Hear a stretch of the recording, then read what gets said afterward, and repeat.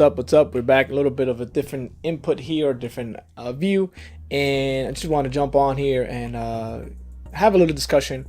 I was reading my new book today, which is a book that I've been wanting to read, and although I feel like books are not everything, they do give you some different insights. But again, before I continue this video, action is better than reading, right? So take action, but you need to incorporate some knowledge in there, right? Knowledge for the sake of knowledge is okay. So as I hold the phone this angle, hopefully you guys are getting me right now.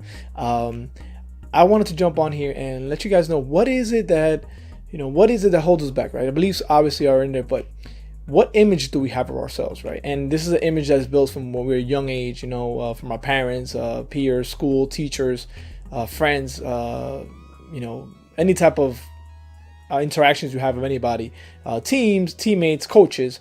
What image do we have of ourselves? And does that hurt us in for now, in the future, as we get older? Does it really impact us?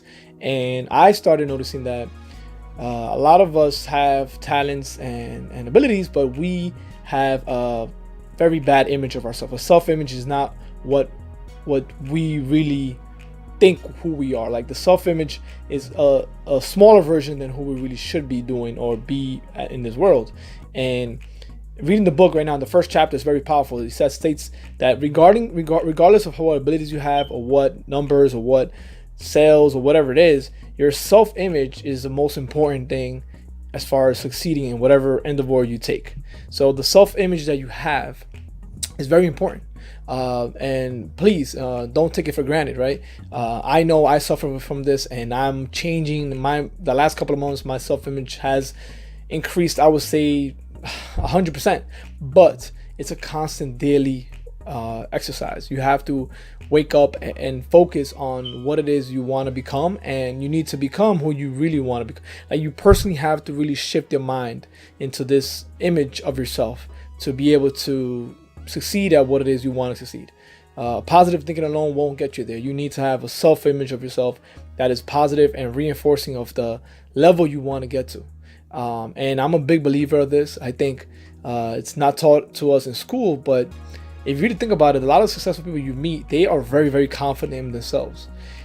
Even if they're not very knowledgeable in a certain area, they're very confident that they will learn it and they will not fail at that certain area. And if they do fail, they don't see it as a impediment to their future or success. They look at it as a learning curve to their next level.